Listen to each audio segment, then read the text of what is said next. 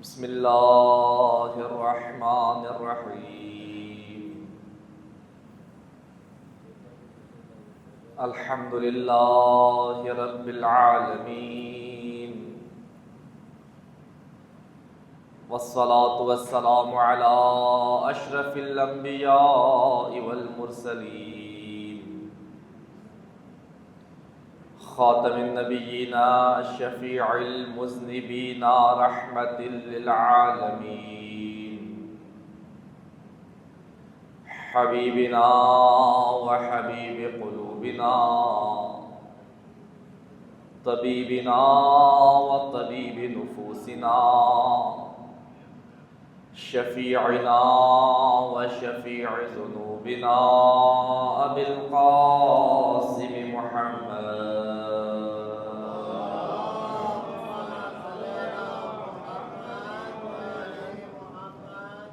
ثم الصلاة والسلام على أهل بيته الطيبين الطاهرين المعصومين المنتجبين الميامين ورحمة الله على محبيهم وشيعتهم ومواليهم ولعنة الله على أعدائهم ومنكري فضائلهم وغاصبي حقوق حقهم من يوم عداوتهم إلى الآن ومن الآن إلى لقاء يوم الدين أما بعد فقد قال الله تبارك وتعالى في محكم كتابه المجيد وفرقانه الحميد وهو أصدق الصادقين وقوله الحق بسم اللہ الرحمن الرحیم ارضیتم بالحیاة الدنیا من الآخرة فما متاع الحیاة الدنیا فی الآخرة الا قلیل بر محمد و آل محمد صلوات.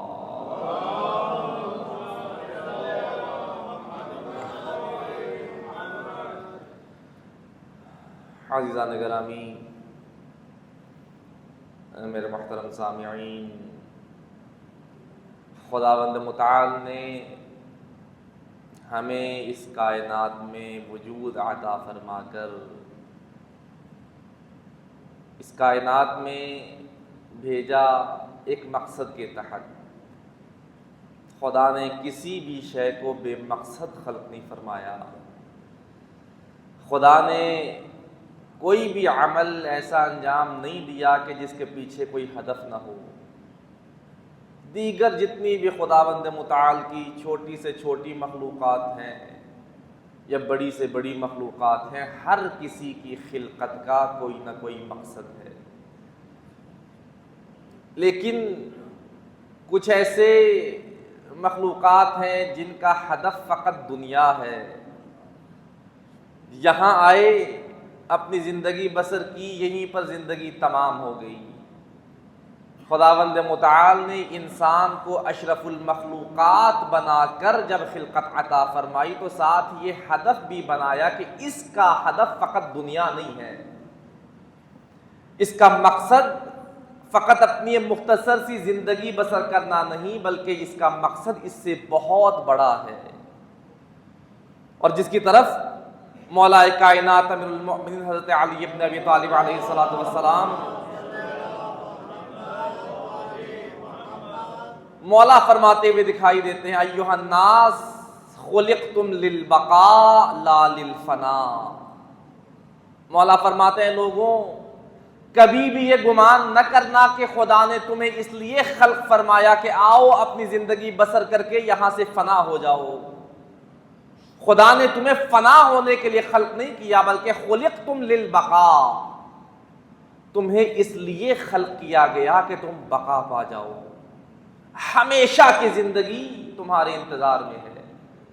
ہاں، یہاں اپنی ایک مختصر سی زندگی، ایک مختصر سا ڈوریشن گزارو، اس کے بعد ایک ایسی جگہ جانا ہے جو کبھی ختم نہ ہونے والی جگہ ہے، جہاں پر ختم ہونے کا تصور نہیں ہے. سورہ مبارکہ توبہ آیت نمبر 38 جس کی تلاوت کا شرف حاصل کیا. خداوند متعال ارشاد فرماتا ہے ارضیتم بالحیات الدنیا من الآخرہ، اے لوگوں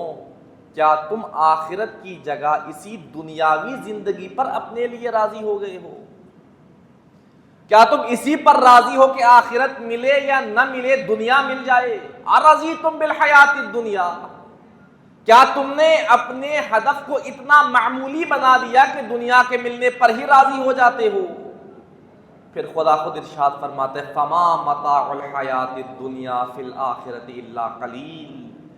جس دنیا کو دیکھ کر تم بہت خوش ہو رہے ہو، آخرت کے ساتھ اگر مقابلہ کرو، دنیا کی آخرت کے ساتھ کوئی مقابلہ، کوئی حیثیت نہیں بنتی۔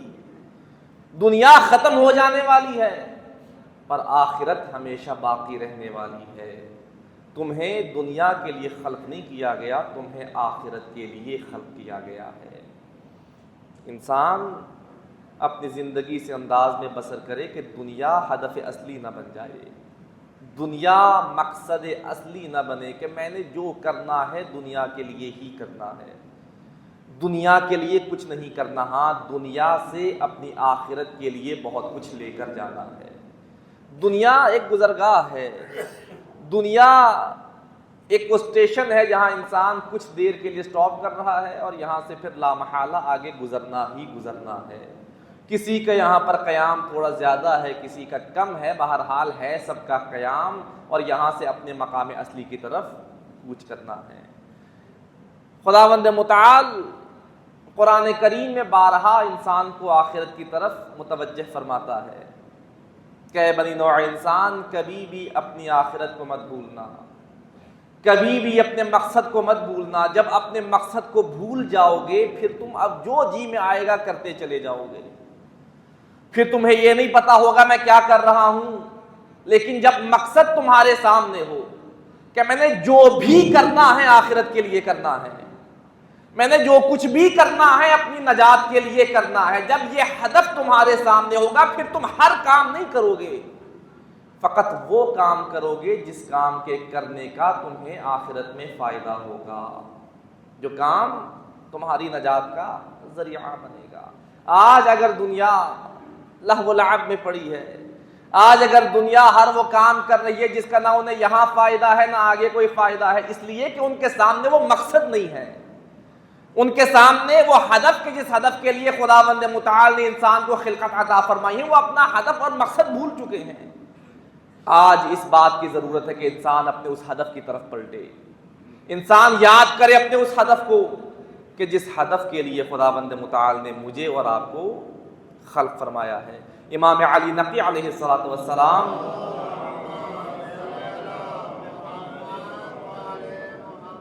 مولا فرماتے الدنیا سوق ربح فیہا قوم وخسر آخرون،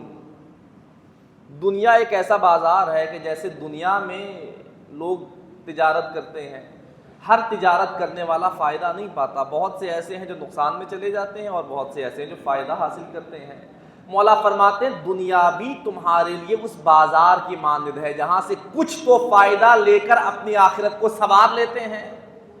اور کچھ اپنا ایسا خسارہ کرتے ہیں، دنیا میں بھی کامیاب نہیں ہو پاتے اور آخرت میں بھی کامیابی ان کا مقدر نہیں بن پاتی۔ یہ انسان کے اوپر ڈیپینڈ کرتا ہے کہ ایسی اسٹریٹجیز کو اپنائے، دنیا بھی آسان بن جائے اور آخرت بھی اس کے لیے آسان بن جائے۔ الناس فی الدنیا بالاموال، ایک اور جگہ مولا ارشاد فرماتے ہیں لوگوں کی پہچان ہر جگہ اس کا کرائیٹیریا مختلف ہے۔ مولا فرماتے ہیں الناس فی الدنیا بالاموال، دنیا میں لوگوں کا سٹیٹس دیکھا جاتا ہے کہ کس کے پاس مال زیادہ ہے،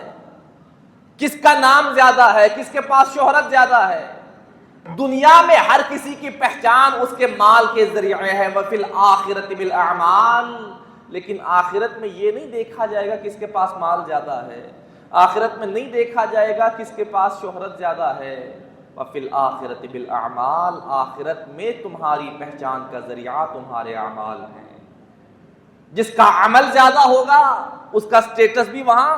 بلند ہے، اور جس کا عمل اس کا ساتھ نہیں دے رہا، دنیا میں جتنا بھی اپنے آپ کا سٹیٹس بلند کر لے وہاں پر اس کا سٹیٹس کوئی نہیں ہے۔ خدا مال کو نہیں دیکھتا، خدا اعمال کو دیکھتا ہے۔ خدا اس نیت کو دیکھتا ہے جس نیت کے ساتھ انسان خداوند متعال کی بارگاہ میں حاضر ہوتا ہے۔ انسان کی نجات اسی صورت میں کہ انسان پہلے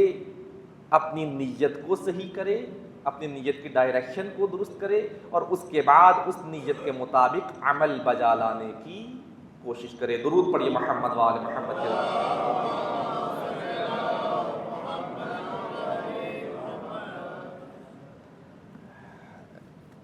ہماری گفتگو کا اگلا حصہ خمس کے بارے میں ہو رہا تھا، اگر آپ کے اذہان میں موجود ہے۔ انشاءاللہ یہ گفتگو ساتھ ساتھ چلتی رہے گی، اور عرض کیا تھا زکوٰۃ کے اوپر ہماری گفتگو ہوئی کہ زکوٰۃ کس انداز میں واجب ہے، کس کس پر واجب ہے، اور کس انداز میں زکوٰۃ کو ادا کرنا ہے۔ اس کے بعد ہے مرحلہ خمس کا، اور عرض کیا تھا شاید ہی کوئی ایسا بندہ ہو جس کے اوپر خمس واجب نہ ہوتا ہو، ادروائز ہر کسی پر اپنی بساط کے مطابق خمس ادا کرنا ضروری ہے۔ ہاں، تعداد کے اعتبار سے، مقدار کے اعتبار سے ہو سکتا ہے کسی پر کم ہو، کسی پر زیادہ ہو۔ خمس واجب ہونے کے لیے عرض کیا تھا لاکھوں بچت ہونا ضروری نہیں ہے، اگر کسی کے پاس 50 روپے بھی بچتے ہیں اس پر بھی خمس ادا کرنا ضروری ہے۔ اور خمس اس کے نام سے ہی واضح ہے، عربی میں خمس 5 کو کہا جاتا ہے، اور خمس 5واں حصہ، اپنی بچت کا 5واں حصہ بطور خمس ادا کرنا واجب ہے۔ اور عرض کیا تھا کہ ہمارے ہاں 7 چیزیں ایسی ہیں جن پر خمس ادا کرنا ضروری ہے۔ اگر انسان ان 7 کیٹیگریز میں سے کسی ایک کیٹیگری میں بھی آ جاتا ہے اس کے اوپر خمس ادا کرنا ضروری ہے۔ ان میں سے سب سے پہلی کیٹیگری ہے انسان جو منافع حاصل کرتا ہے، اس پر خمس ادا کرنا ضروری ہے، واجب ہے۔ اگر خمس ادا نہیں کرتا تو متفقہ فتویٰ ہے کہ انسان اس مال میں تصرف نہیں کر سکتا جب تک خمس ادا نہ کر دے۔ اگر تصرف کرے گا بغیر خمس ادا کیے، کوئی میرا ہاتھ تو نہیں روکتا، میرے اوپر خمس واجب ہے، میں ادا کیے بغیر تصرف کرتا ہوں، یہ تصرف ایسا ہی ہے جیسے کسی کا حق غصب کر کے تصرف کیا جا رہا ہے، یہ بھی غصبی تصرف شمار کیا جاتا ہے۔ ہماری گفتگو ہو رہی تھی انسان منافع پر کس انداز میں انسان کے اوپر خمس واجب ہوتا ہے، کچھ مسائل بیان کیے تھے، اور ہماری گفتگو یہاں تک پہنچی تھی کہ عورت جو حق مہر اسے ملتا ہے بیوی کو اپنے شوہر سے، اس پر حق و خمس ادا کرنا ضروری نہیں ہے۔ اسی طرح میراث ہے جو والدین سے اولاد کی طرف منتقل ہوتی ہے، اس پر بھی خمس ادا کرنا ضروری نہیں ہے، کیونکہ یہ وہ چیزیں ہیں جو قدرتی طور پر انسان کی طرف ٹرانسفر ہوتی ہیں، انسان چاہے یا نہ چاہے۔ حق مہر انسان کہے میں نے رکھنا ہی نہیں ہے، ہو نہیں سکتا، بغیر حق مہر کے نکاح کا کانسیپٹ ہی نہیں ہے۔ ہاں ایسا ہو سکتا ہے کہ حق مہر ہو بعد میں معاف کر دیا جائے، لیکن حق مہر ہونا ضروری ہے۔ اگر حق مہر خاتون کو ملتا ہے اس حق مہر کے اوپر کوئی خمس نہیں ہے۔ اسی طرح میراث خداوند متعال کا فیصلہ ہے، جب والدین اس دنیا سے چلے جائیں وہ میراث آٹومیٹیکلی اولاد کی طرف منتقل ہونی ہے، اس کے اوپر بھی خمس واجب نہیں ہے۔ اور عرض کیا تھا بسا اوقات آج کل ٹرینڈ ہے کہ والدین اپنی زندگی میں جائیداد اپنی اولاد میں تقسیم کرتے ہیں، اگر اپنی زندگی میں ہر کسی کو اس کا حصہ دے کر ان کو ہبہ کر کے جاتے ہیں، یہ میراث نہیں ہے، یہ اپنی زندگی میں انہیں ان کا حصہ دیا جا رہا ہے۔ اگر یہ میراث کے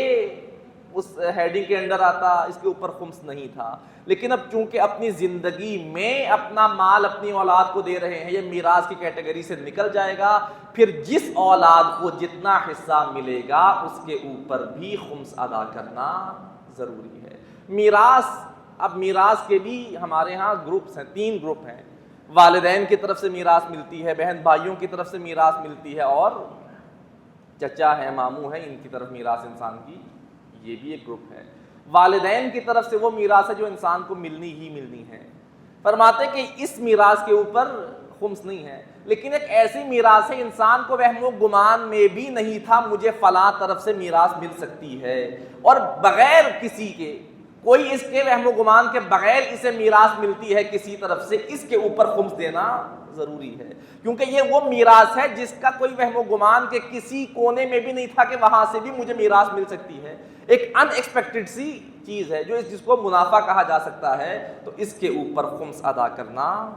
ضروری ہے۔ ایک ایسا شخص ہے جس کے جتنے بھی اخراجات ہیں کوئی دوسرا شخص برداشت کر رہا ہے، اپنی ذات پر اپنی طرف سے کچھ بھی خرچ نہیں کرتا،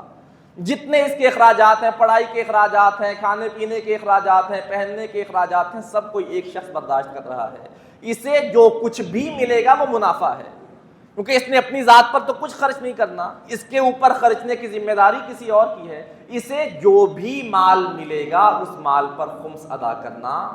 ضروری ہے۔ ایک شخص ہے، اس کے سورس آف انکم ایک سے زیادہ ہیں، ایک کاروبار، اس نے ایک سے زیادہ کاروبار کیے ہوئے ہیں، کپڑے کی مل بھی ہے، گندم کا کام بھی ہے، چاول کا کام بھی ہے، 2-3 مختلف طرح کے کاروبار کر رہا ہے، یا 2-3 ذرائع آمدن مختلف ہیں۔ اس میں فرق ہے، اگر یہ حساب و کتاب کرتے ہوئے سب کا اکٹھے حساب کرتا ہے، بسا اوقات ہے کہ 2 کاروبار تھے، ایک میں انسان لاس میں چلا گیا، ایک میں منافع حاصل کر لیا، اب یہ کہے کہ جس میں لاس میں گیا ہوں منافع سے پہلے یہ لاس پورا کروں، ایک کاروبار کا منافع اور دوسرے کاروبار کا نقصان، اسے مرج کر کے خمس ادا کرنا ہے یا علیحدہ علیحدہ ادا کرنا ہے؟ فرماتے کہ اگر اس کا سارے کاروبار کا حساب کتاب ایک جگہ اکٹھے ہوتا ہے تو حساب و کتاب بھی ایک ہوگا، وہ اپنا لاس پروفٹ سارا دیکھ کر خمس ادا کرے گا، لیکن جب حساب کتاب کرتا ہے ہر کسی کا حساب علیحدہ ہے، جتنے کاروبار ہیں سب کا علیحدہ علیحدہ ریکارڈ مینٹین کیا ہوا ہے، کسی کا کسی کے ساتھ کوئی عمل دخل نہیں ہے، وہاں پر جس کاروبار میں منافع ہے اس کا خمس ادا کرے گا، جس میں نقصان ہے اس کا خمس ادا نہیں کرے گا۔ یہاں ایسا نہیں کر سکتا کہ ایک کاروبار کے منافع سے دوسرے کے نقصان کو پورا کرے پھر خمس ادا کرے، ایسا نہیں ہے۔ ہاں اگر حساب و کتاب سارا اکٹھے ہوتا تو ایسا ہو سکتا ہے، لیکن اگر سارا کچھ علیحدہ علیحدہ ہے دونوں کا، تینوں کاروباروں کا، پھر اس طرح سے نہیں ہو سکتا۔ انسان آج کل کے دور میں بیٹیوں کی شادی کرنے کے لیے جہیز اکٹھا کرنا ایک بہت بڑا مسئلہ ہے ایک عام شخص کے لیے، اور جہیز کے بغیر شادی کرنا وہ بھی مشکل ہے، جہیز اکٹھا کرنا وہ بھی مشکل ہے۔ یہ انسان ہے سٹیپ بائی سٹیپ سال میں کچھ نہ کچھ جہیز اکٹھا کرتا رہتا ہے، اس جہیز کے اوپر خمس واجب ہے یا نہیں؟ اگر خود جہیز کا سامان اکٹھا کرتا ہے، فرض کریں ایک سال میں اس نے فریزر لے لیا، دوسرے سال میں واشنگ مشین لے لی، تیسرے سال میں ایئر کنڈیشن لے لیا، لیکن لینا اپنی بساط کے مطابق ہے، جتنا اس جیسا جہیز دیتا ہے، یہ نہیں کہ اپنی بساط تو کہیں نیچے ہے، اپنے سے کسی بڑے کا مقابلہ کر کے ویسا جہیز دے، اس کے اوپر بھی خمس دینا واجب ہے۔ اپنی کیپیسٹی کے مطابق جہیز تیار کرنا ہے۔ جہیز خود جہیز کا سامان لے کر رکھے اس کے اوپر خمس نہیں ہے، لیکن اگر پیسے جوڑتا رہے، ہر سال کچھ نہ کچھ پیسے سائڈ پر رکھتا ہے کہ میں اکٹھے جہیز دوں گا، اگر پیسے جوڑتا رہے گا جتنے پیسے سال کے آخر میں بچیں گے اس پر خمس دینا ضروری ہوگا، کیونکہ جو پیسے بچ رہے ہیں یہ بچت ہے، اگرچہ اس نے جہیز کا سامان لینا ہے لیکن لینا اپنی بچت سے، جس کو یہ بچا رہا ہے، جو سیونگز کر رہا ہے، تو اگر سیونگز کرتا رہے گا اس سیونگز کے اوپر خمس دینا ضروری ہوگا، لیکن اگر خود سامان مہیا کرے گا اس سامان کے اوپر کوئی خمس ادا کرنا ضروری نہیں ہے۔ ایک انسان ہے حج بیت اللہ پہ جانے کا ارادہ کرتا ہے، زیارات پہ جانے کا ارادہ کرتا ہے، اس سال خداوند متعال نے کاروبار میں اتنی برکت عطا فرمائی کہ اسی سال حج پر جانے کا ارادہ کرتا ہے، اس کے اوپر خمس ادا کرنا ضروری نہیں ہے، یہ انسان کے اخراجات میں ہے۔ زیارات پہ جانے کا ارادہ کرتا ہے، پروفٹ ہوا فوری طور پہ ارادہ کرتا ہے کہ میں جاؤں شکرانے کے طور پہ سید الشہداء کی زیارت کر کے آؤں، اس کے اوپر خمس ادا کرنا ضروری نہیں ہے۔ لیکن ایک انسان ہے وہ پیسے جوڑ کر رکھتا ہے کہ کسی وقت جاؤں گا، جا کر حج بیت اللہ کروں گا، وہ جو پیسے جوڑ کر رکھ رہا ہے، پھر وہی بات ہے جو سیونگز انسان کر رہا ہے اس کے اوپر خمس ادا کرنا ضروری ہے۔ اگر اسی سال کے منافع سے جا کر حج کرتا ہے، اسی سال کے منافع سے زیارات پر جاتا ہے، اس کے اوپر تو کوئی خمس نہیں ہے، لیکن وہ کئی سال اکٹھے کرتا رہتا ہے کہ حج پر جانا ہے، 5 6 7 8 10 سال پیسے جوڑتا رہتا ہے، یہ پیسے جو جوڑتا رہے گا اس کے اوپر خمس ادا کرے گا، پھر زیارات پر یا پھر حج پر جا سکتا ہے۔ انسان، یہ مسئلہ سامنے بھی آ گیا، انسان کے اوپر خمس واجب تھا، خمس ادا نہیں کرتا، جب تک خمس ادا نہیں کرے گا اس مال میں تصرف نہیں کیا جا سکتا، اس مال میں تصرف کرنا انسان کے لیے جائز نہیں ہے۔ اور یہاں تک مجتہدین فرماتے ہیں کہ انسان کم از کم اپنی وہ ضروریات جو واجبات جن کے بغیر ادا نہیں ہو سکتی، فرض کریں ایک لباس انسان کے پاس کم از کم ایسا ہو جس کے بارے میں یقین ہو کہ میرا یہ لباس اس پیسے سے خریدا ہے جس پر خمس ادا کیا ہوا ہے۔ نماز پڑھنے والا لباس وہ ہونا چاہیے جس کے بارے میں انسان یقین سے کہہ سکے میرے اس لباس پر خمس واجب نہیں ہے، کیونکہ نماز کے بارے میں حکم ہے کہ انسان غصبی جگہ پر بھی نماز نہیں پڑھ سکتا، انسان غصبی لباس میں بھی نماز نہیں پڑھ سکتا۔ اگر ایسے مال سے لباس لے کر نماز پڑھے جس پر خمس ادا کرنا تھا اور ادا نہیں کیا، اس کا مطلب ہے غصبی لباس میں نماز پڑھ رہا ہے، اس لباس میں نماز پڑھ رہا ہے جس میں کسی کا حق تھا اور میں نے وہ حق ادا نہیں کیا، اس کی نماز صحیح نہیں ہے۔ ضروری ہے کہ انسان پہلے خمس ادا کرے پھر اپنا عبادات کو بجا لائے۔ کفن کے بارے میں ملتا ہے کہ انسان اپنی زندگی میں اپنا کفن خود تیار کر کے رکھے، کیوں دوسروں پر ڈیپینڈ ہوتے ہیں کہ میں مر جاؤں گا بعد میں کوئی میرا کفن دیکھے، کوئی میری قبر دیکھے، کوئی میرے غسل و کفن کا انتظام کرے۔ فرماتے انسان اپنی زندگی میں اپنے کفن کا بھی انتظام کر کے رکھے اور ان پیسوں سے کر کے رکھے جن کا خمس ادا کیا ہوا ہے۔ قبر میں جب کفن لے کر جاؤں تو کسی کا حق کفن کے ساتھ لے کر نہ جاؤں۔ بہت باریک مسائل ہیں، لیکن کون ہے جو ان کی طرف توجہ دے؟ کون ہے جو اس انداز میں بھی سوچے کہ میں نے اپنی زندگی میں اپنا کفن تیار کرنا ہے؟ پہلے تو کفن کا نام سن کے ہی ڈر جاتے ہیں، کفن میں نے کیا کرنا ہے، کفن جب مر جاؤں گا دیکھا جائے گا۔ کفن ضروری ہے، بلکہ روایات ایسی بھی ملتے کہ انسان کفن بھی تیار رکھے اور عادت بنائے کہ اس کفن کے اوپر انسان کی نگاہ پڑتی رہے۔ علماء کی روش رہی ہے، کفن جائے نماز کی جگہ اپنا کفن بچھا کر رکھتے تھے کہ اس کفن پر نماز پڑھی جائے، جب اس کفن پر نگاہ پڑے تو اپنی موت بھی یاد آئے۔ اور کتنا بابرکت کفن ہوگا کہ وہ لباس بطور کفن دیا جائے جس پر اپنی زندگی میں خود سجدے کرتا رہا ہوں، اپنی زندگی میں اس پر عبادت خدا بجا لاتا رہا ہوں۔ انسان اتنا ہے کہ اپنی موت کو یاد رکھنے کے لیے جتنا بن پاتا ہے انسان کرے کہ اپنی موت سے غافل نہ ہو جائے۔ پھر جہاں سے ہماری گفتگو کا آغاز ہوا تھا، انسان کو یاد رہے میں نے یہاں سے جانا کہاں ہے۔ انسان دنیا کے لیے تو بہت کچھ کرتا ہے، کیا کچھ نہیں کیا جاتا، لیکن ذرا سوچیں ہم نے آخرت کے لیے کیا کیا ہے، اپنی آخرت کو بھول کیوں رہے ہیں۔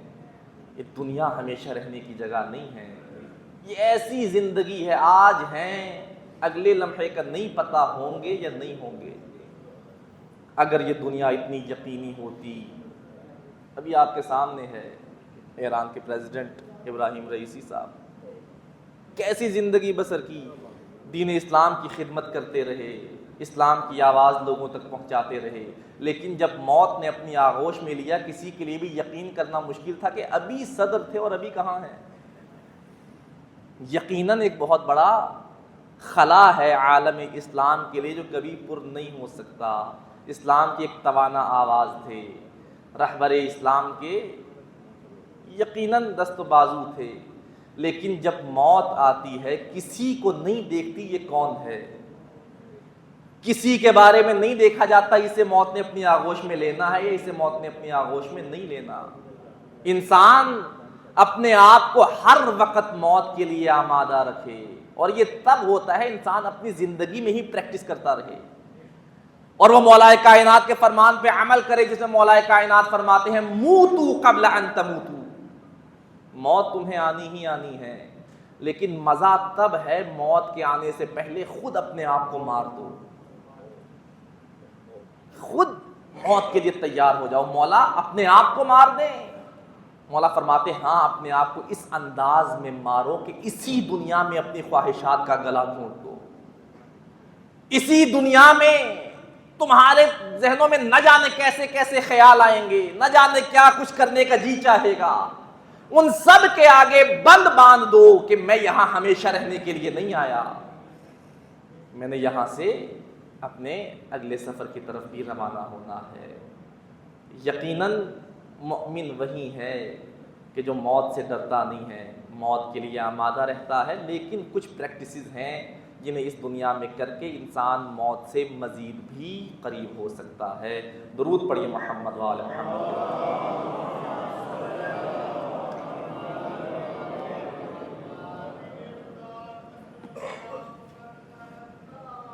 اللہم صل علی محمد۔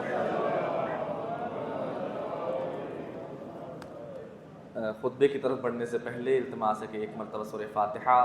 اور 3 مرتبہ سورہ اخلاص ایرانی صدر ابراہیم رئیسی صاحب جو شہید ہو گئے، ان کے ساتھ دیگر رفقا تھے، ان سب کے درجات کی بلندی کے لیے، اور جتنے دیگر شہدائے ملت جعفریہ ہیں سب کی بلندی درجات کے لیے ایک مرتبہ سورہ فاتحہ، 3 مرتبہ سورہ اخلاص کی تلاوت۔